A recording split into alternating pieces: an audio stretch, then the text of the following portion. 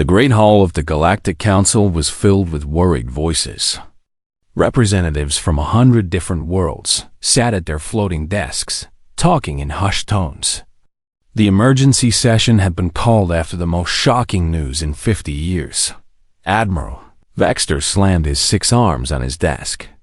The large reptilian creature stood up, his red eyes burning with anger. 17 battle fleets. He roared. 17 of our finest warships floating dead in space. The other council members turned to look at him. The Vexi Empire had never lost a single battle. They were the strongest military force in the galaxy. Their ships were built like floating fortresses. Their warriors were trained from birth to fight and kill. Yet somehow, in just 2 weeks, they had lost more ships than in their entire history. "Tell us what happened," said Counselor Thyra, her blue skin glowing softly. The Altarian was known for her calm voice, but even she sounded worried. Admiral Vexter's hands shook as he activated the hologram display. Images of destroyed ships filled the air above them. Each massive vessel was torn apart, but not by normal weapons. The metal was cut with perfect precision. The damage patterns looked almost artistic. "Our ships were patrolling the outer rim, near human space," Vexter said. "They were following standard procedure. Then, silence. When our rescue teams found them 3 days later, everyone was dead. All 3,000 warriors on each ship." Senator Cross, a tall insectoid creature, clicked his mandibles nervously. "What about the ship computers? Security footage? Surely something recorded the attack." "That's the strange part," Vexter replied. "All computer systems were wiped clean. But we found this burned into the hull of each command ship. The hologram changed to show words carved deep into metal. The letters were perfect, burned with some kind of plasma torch. They read, 'Leave human space. Final warning.'" The hall erupted in shocked voices. Council members turned to each other, speaking in dozens of different languages. The translation devices could barely keep up. In the back corner of the hall, Ambassador Kirith sat quietly. Unlike the others, she was not surprised. The tall, slender woman had pale silver skin and large violet eyes. Her people, the Luminari, were known for their intelligence and their ability to study other races. She had spent 10 years learning about humans. Kirith had also spent 2 years as a prisoner of the Vexi. She knew how strong their ships were. She knew how skilled their warriors could be. Whatever had destroyed those fleets was beyond anything she had ever seen. "This must be some new human weapon," said Counselor Drex, a short, round creature with gray skin. "Perhaps they have built a new type of battleship." "No," Vexter shook his head. "Our sensors detected no large ships in the area. No energy signatures for massive weapons. It was like the ships were destroyed by ghosts." Kirith stood up slowly. All eyes turned to her. "If I may speak," she said in her soft voice. "Of course, Ambassador," Thera nodded. "I have studied human military tactics for many years," Kirith began. "Humans do not fight like we do. They do not send large fleets to show their power. When humans want to send a message, they do it with precision. You think one ship did this?" Vexter laughed, but the sound was forced. "Impossible. Not one ship," Kirith said quietly. "One human?" The hall went silent. The idea was too crazy to believe. How could a single person destroy 17 warships? "The burn patterns on your ships," Kirith continued. "They show someone who knew exactly where to cut. Someone who understood Vexi ship design better than your own engineers. The computer systems were not destroyed by energy weapons. They were hacked by someone with incredible skill." She walked to the center of the hall, her long robes flowing behind her. "Humans have something we do not understand. They can become more than what their bodies should allow. When pushed to their limits, a human can do things that seem impossible. You speak of myths. Senator Cross clicked dismissively. "Do I?" Kirath asked. "Look at the evidence. 17 fleets destroyed with surgical precision. No collateral damage to nearby space stations or trade routes. Whoever did this wanted to send a message, not start a war." Admiral Vexter sat down heavily. His proud race had never shown fear before, but now his voice shook. "We found one more thing. A survivor. The only living being we discovered among all those ships." "What did they say?" Thyra asked. He could barely speak. His mind was broken by what he had seen, but he kept repeating one phrase over and over: "The shadow walks among stars." Kirath felt a chill run down her spine. In her studies of human culture, she had learned about their legends.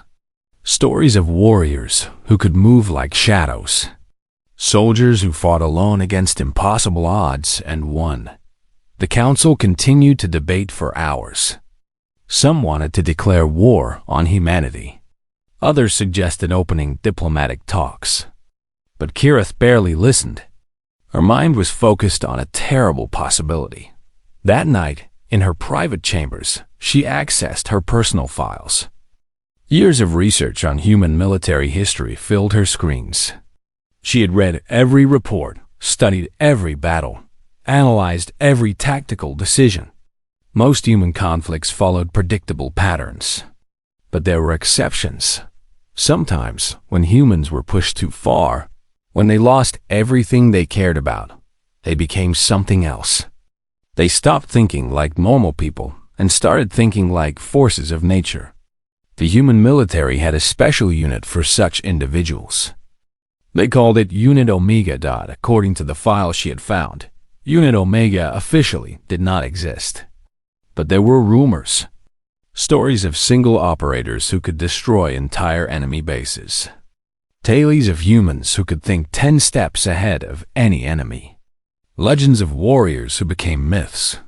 Kirath stared at her computer screen as she reached the most classified file. It was heavily encrypted, marked with warnings in 12 languages.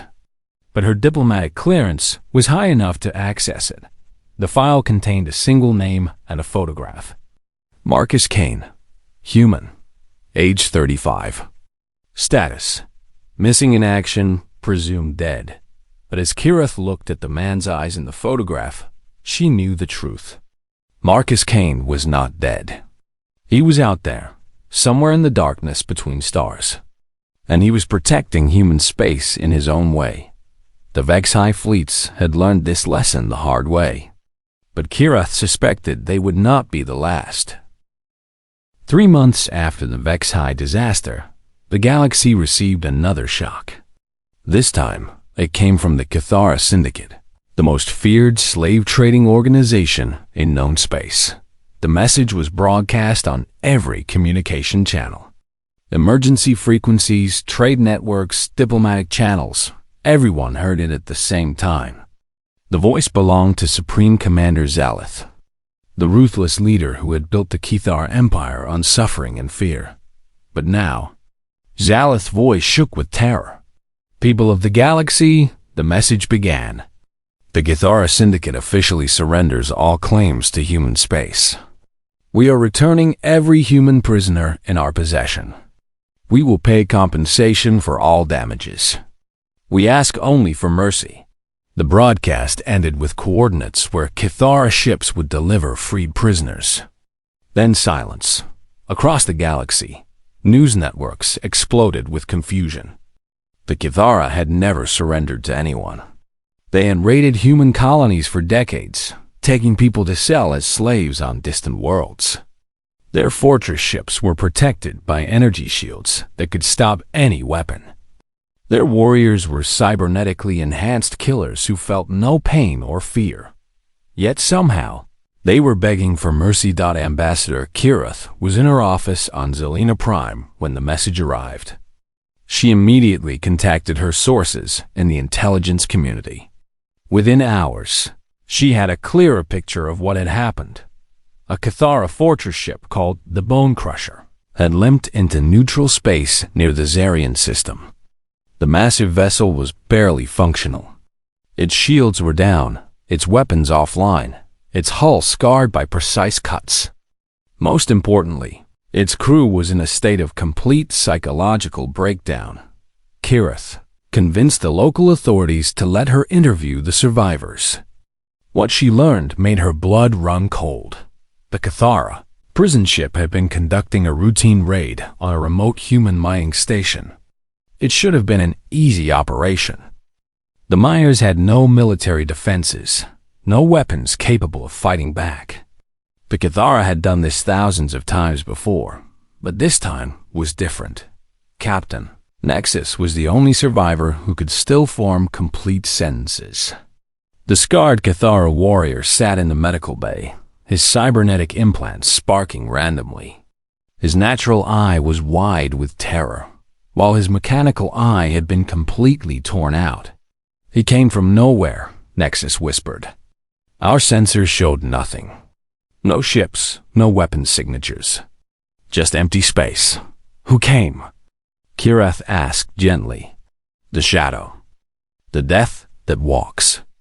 Nexus grabbed her arm with his remaining hand. He moved through our ship like it was his own. Our security systems turned against us. Our own weapons fired on our positions. He knew things he should not know. Kirith took notes carefully. What did he look like? Human. Average height. Average build. Nothing special about him. But his eyes. Nexus shuddered. His eyes were like looking into the space between stars. Cold. Empty. But with something burning deep inside. The story that emerged from other survivors was even more disturbing.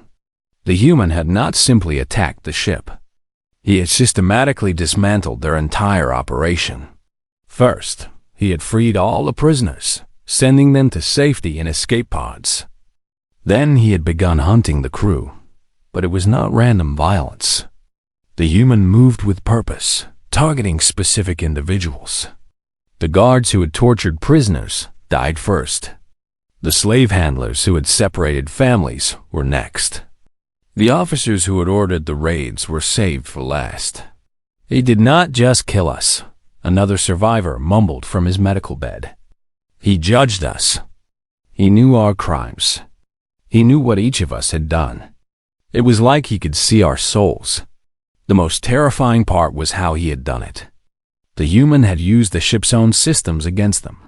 Security cameras that suddenly turned into weapons.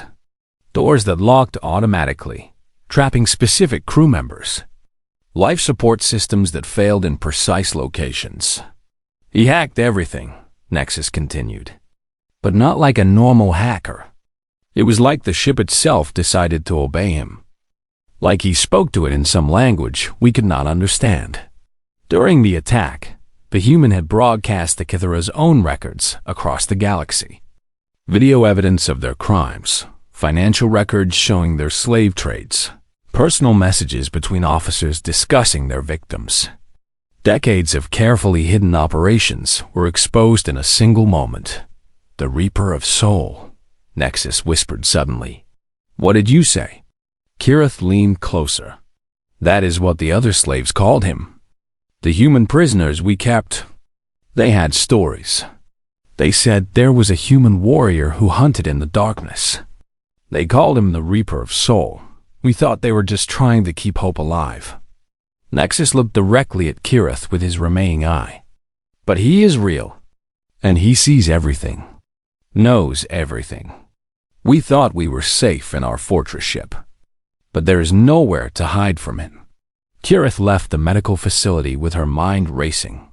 She returned to her office and began cross-referencing the survivor reports with other incidents.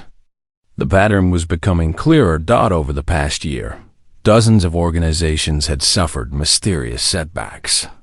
Slave traders had lost entire fleets. Pirates had abandoned profitable routes. Criminal syndicates had disbanded overnight. Each time, there were reports of a single human operative who seemed to appear from nowhere, but the governments of human space denied everything. When questioned, Human officials claimed they knew nothing about such an individual. Their military records showed no current operations in the affected areas. Officially, humanity was focused entirely on defending their own territory, yet the evidence was overwhelming.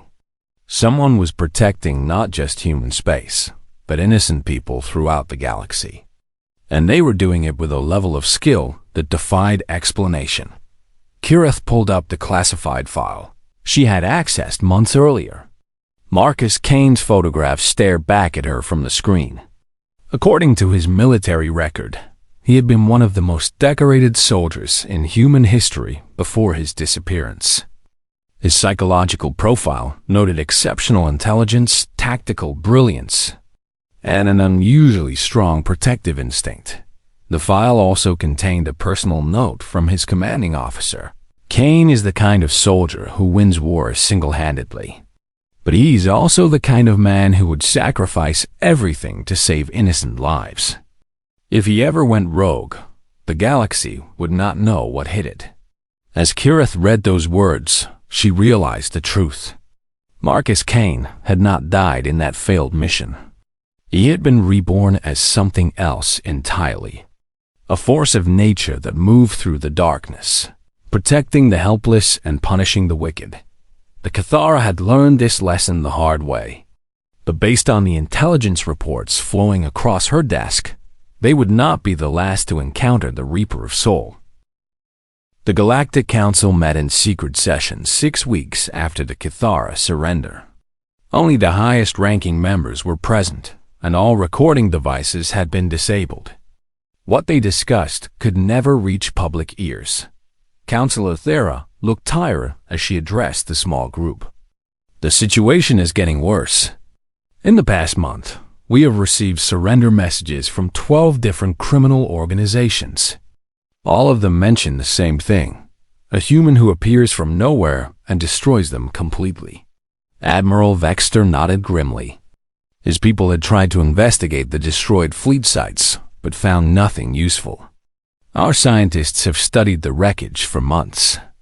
The technology used is beyond our understanding. It is like the ships were taken apart by someone who knew their design better than the builders themselves. "We need answers," said Sandra Cross, his insect wings buzzing anxiously. "If humans have developed this kind of weapon, we need to know about it." Thyra turned to Ambassador Kirith, who had been sitting quietly in the corner. "Ambassador, you have studied humans more than anyone here. We are authorizing you to investigate this matter. Find out who or what is behind these attacks." Kirith nodded slowly. "I will need access to classified databases and permission to travel freely." "You have whatever you need," Thyra replied. "But be careful. If this human is as dangerous as the reports suggest, you could be walking into great danger." Kirith began her investigation immediately. She started with the official human databases, but found nothing helpful. Human governments insisted they knew nothing about any rogue operative. Their military denied having any soldiers capable of such attacks. But Kirith had learned to look beyond official reports. She contacted her network of informants throughout the galaxy. Mercenaries, smugglers, information brokers, people who lived in the shadows and heard whispers others missed. Stories they told painted a picture of someone who was becoming a legend, a mercenary named Torx had encountered the mystery human on a space station near the frontier. "I was there to collect a bounty on some escaped slaves," Torx explained over an encrypted communication. "But when I arrived, the slaves were already free and their captors were dead. Security footage showed a human walking through the station like he owned it. He moved past guards without them noticing, opened locked doors with a touch, and disabled weapon systems by looking at them." "Did he seem superhuman?" Kirith asked. "No, that's the strange part. He looked completely normal. Average height, maybe 40 years old. Nothing special about him. But the way he moved, it was like he could see the future. He avoided problems before they happened and always knew exactly where to go. A smuggler named Captain Reese had a similar story. I was transporting some illegal goods through a pirate-controlled system. My ship was captured by a gang that specialized in robbing traders. But before they could take my cargo, someone else hit them first. The same human? Had to be. The pirates' base was carved up like art. Every weapon destroyed, every computer wiped, every escape route blocked. But the weird thing was, he left a message for me specifically. Told me to find honest work or face the consequences next time. How did he know about your cargo? Captain Reese was quiet for a long moment. That's what scares me. He knew things about my business that only I should know. Personal things. Like he had read my private logs or been watching me for years. The more people Kirith interviewed, the clearer the pattern became. The mystery humans seemed to have perfect information about his targets. He knew their schedules, their weaknesses, their secrets. But he also seemed to know who deserved punishment and who deserved mercy. Her investigation led her to a breakthrough when she contacted a retired human intelligence officer named Colonel Sarah Mitchell.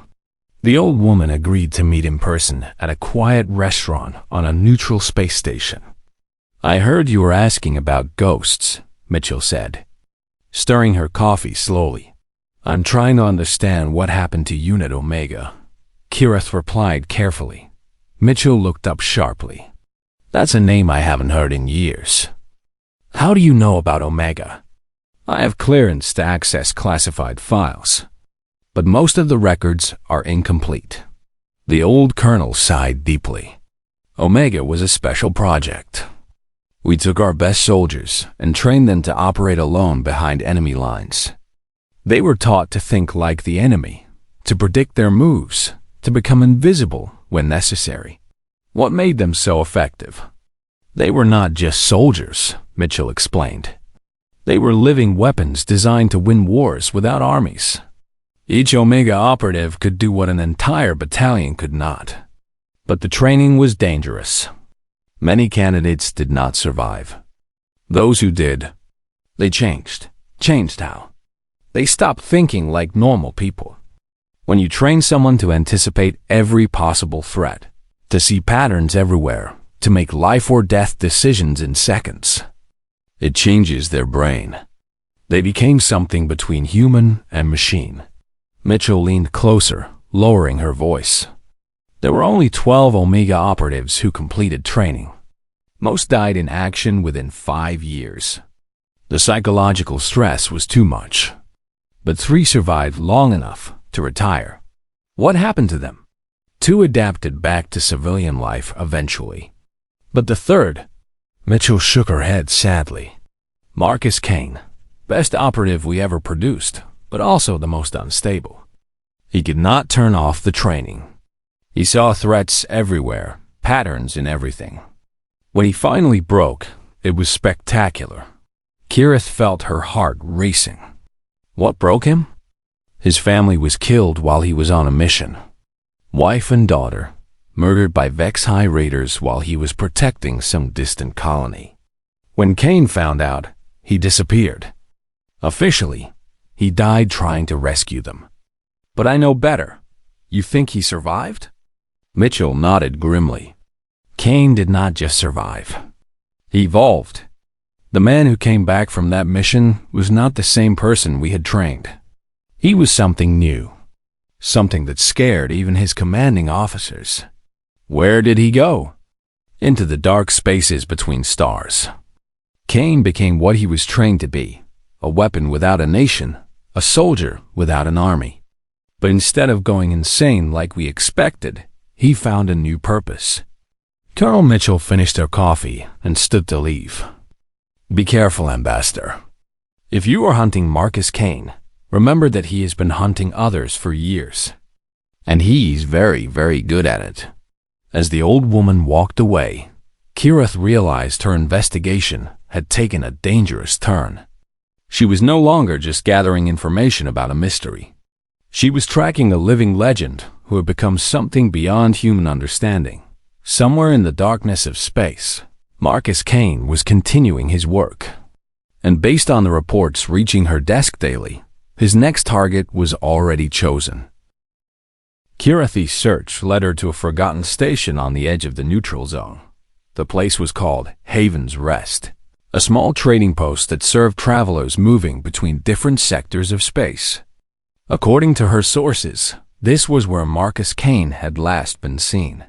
The station was old and worn, but clean. The few dozen people living there seemed peaceful, mostly families trying to start new lives away from the conflicts of the major powers.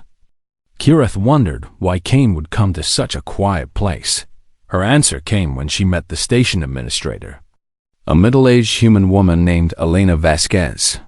"You're here about him, aren't you?" Elena said as soon as Kirath introduced herself. "The man who saved us." "Saved you from what?" Elena led her to a window overlooking the docking bay. 3 months ago, the Crimson Blade pirates decided this station would be their new base. They killed 12 people in the first attack and took others as hostages. We had no weapons, no way to fight back. What did you do? We sent out a distress call, but no one answered.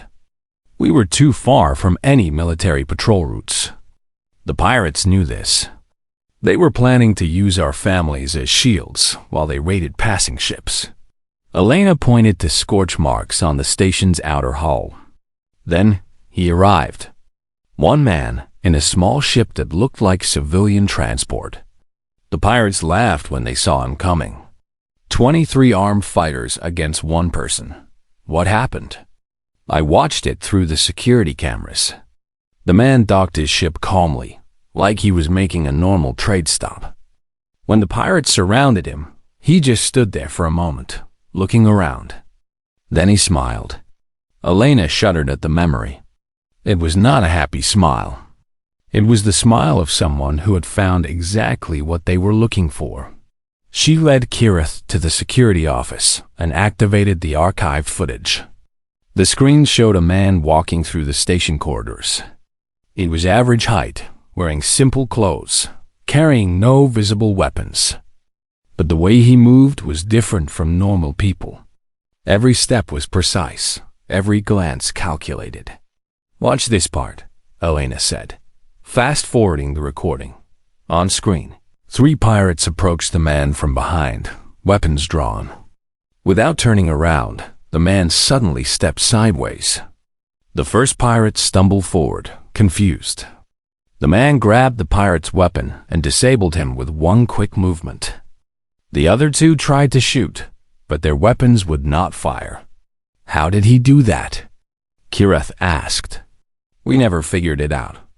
Somehow, he had hacked our entire security system within minutes of arriving. He could control doors, lights, communications, even the artificial gravity in specific areas." The footage continued showing impossible scene after impossible scene. The man seemed to predict every attack before it happened. He moved through the station like he had memorized its layout years ago. Most amazingly, he never killed anyone unnecessarily. The pirates who surrendered immediately were just tied up and left in storage rooms, Elena explained. But the ones who had killed our people or threatened families, they disappeared completely. After 23 minutes, the battle was over. All the pirates were either captured or dead, and every hostage was free. But the man did not ask for payment or thanks. He simply made sure everyone was safe, then left. Before he went, I asked him why he helped us, Elena said. He told me that good people should not have to live in fear. That night, Kirath was reviewing her notes in her small quarters when the lights went out. Emergency lighting came on, bathing everything in red. Then a voice spoke from the darkness. "Ambassador Kirath, we need to talk." She turned around and saw a figure standing in her doorway. It was the man from the security footage. Marcus Kain looked exactly as Elena had described, completely ordinary, except for his eyes. Those eyes seemed to see everything at once. "You have been asking questions about me," Kain said, stepping into the room. "Why?" Kirath forced herself to remain calm. though her hands were shaking. The Galactic Council wants to understand what is happening. The attacks on criminal organizations. The impossible tactical victories. They sent me to investigate. Kain nodded slowly. And what have you learned? That you are not what they think you are. They expect the monster, but you are something else. What am I then? Kirith studied his face carefully. You are someone who lost everything and decided that others should not have to suffer the same loss. For the first time, Kain's expression softened slightly.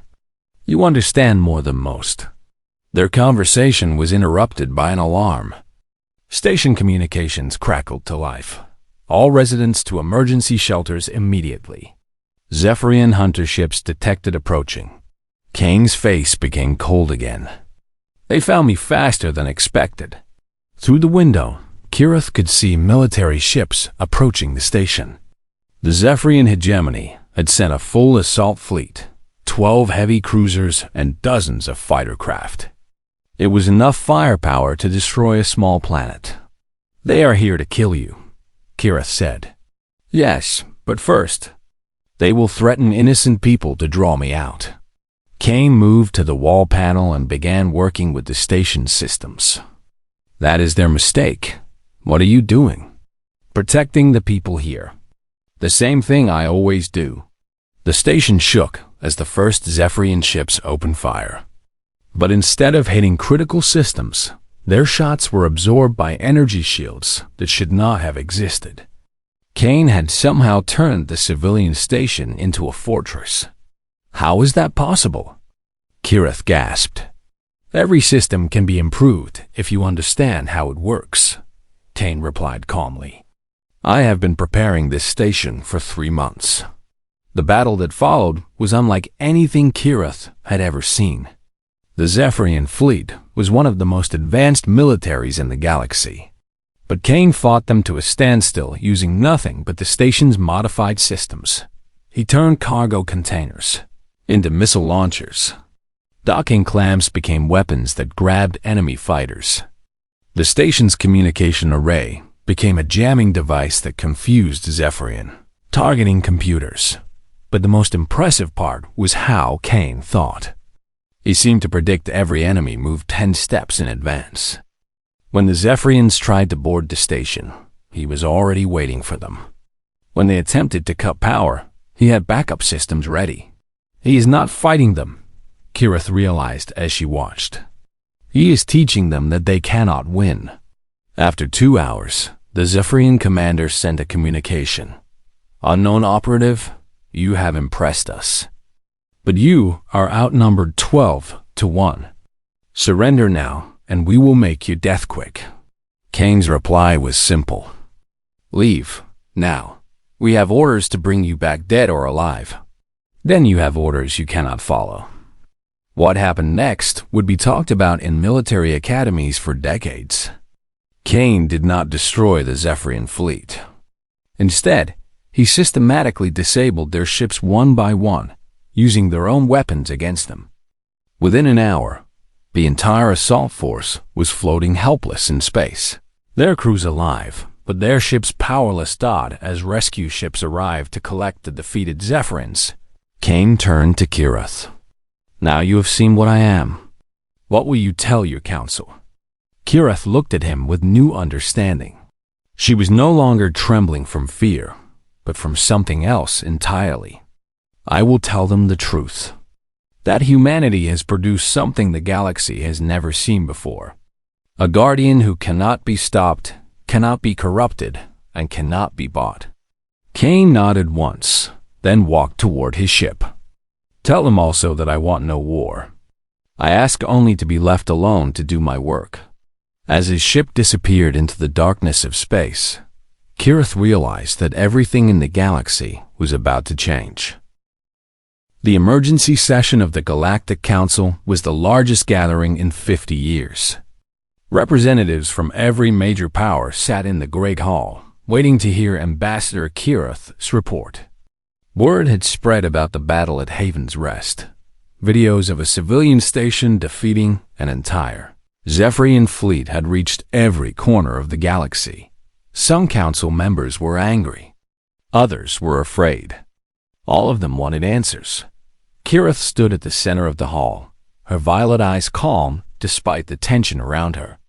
Honored members, I have completed my investigation. The individual responsible for recent events is confirmed to be Marcus Kain, a former human special forces operative. Admiral Vexter slammed his desk. Then humanity has declared war on us all. No, Kirith replied firmly. Human governments have no knowledge of Kain's actions. He operates alone without official support or orders. Impossible. Senator Cross clicked his mandibles. No single being could accomplish what we have seen. I witnessed his abilities personally, Kirith said. Marcus Kain represents something new in galactic history. He is what humans might become when pushed beyond their normal limits. Counselor Thyra leaned forward in her chair. What exactly are you saying, Ambassador? Kain is not superhuman in the way we understand the term. He has no special powers, no advanced technology that we cannot comprehend. But his mind works differently than ours. He sees patterns we miss, predicts outcomes we cannot imagine, and solves problems we think are impossible. The hall erupted in worried voices. The idea of such an individual was terrifying to most species. Their cultures were built on the assumption that no single person should have too much power. He must be captured or destroyed, declared General Zex of the Andromedan Empire. Such an individual is a threat to galactic stability. Is he? Kirith asked. In the past year, Kain has ended 7 major conflicts without starting any new ones. Crime in 12 sectors has dropped to historic lows. Slave trading organizations have disbanded rather than face him. How exactly is peace a threat to stability? Before anyone could answer, the hall's main doors opened. A single figure walked calmly down the central aisle toward the speaker's platform. It was Marcus Kain. The entire council fell silent. Security guards reached for their weapons, but Kain made no threatening moves. He simply walked to the center of the hall and stopped, looking around at the hundreds of representatives staring at him. Honored members, Kain said in a clear, quiet voice. I understand you have been discussing me. Thyra found her voice first. Marcus Kain, you are under arrest for acts of war against member nations. Kain tilted his head slightly. What acts of war? I have attacked no civilian targets. I have claimed no territory. I have made no demands of any government. You destroyed Vexi fleets. Admiral Vexter roared. Fleets that were raiding human space in violation of existing treaties, Kain replied calmly. I defended my people's territory using minimum necessary force. You dismantled the Cathara Syndicate. I freed slaves and arrested criminals. Actions that your own laws should support. Kain turned slowly, making eye contact with representatives throughout the hall. I have broken no laws, except those written by people who profit from others' suffering. Senator Cross buzzed angrily. You act without authority. No individual should have such power. You are right, Kain said, surprising everyone. No individual should need such power. In a just galaxy, there would be no slave traders for me to fight. No raiders for me to stop. No criminals preying on innocent families. He paused, letting his words sink in. But we do not live in a just galaxy. We live in one where good people cry for help while their governments debate and delay. Where children are stolen from their homes while councils form committees to study the problem.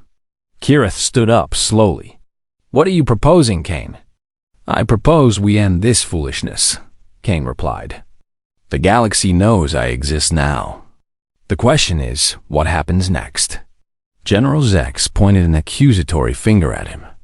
You will surrender to galactic authority. Kain's laugh was cold and empty. With what army will you arrest me, General? The same forces that could not stop me when I was avoiding detection? I am here by choice, not because you compelled me to come. The truth of those words settled over the hall like a heavy blanket. Every military in the galaxy had tried to catch Kain. All had failed.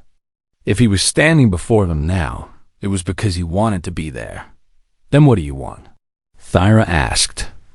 I want to continue my work in peace, Kain said.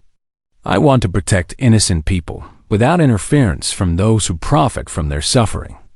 In return, I offer you something no army can provide, which is stability.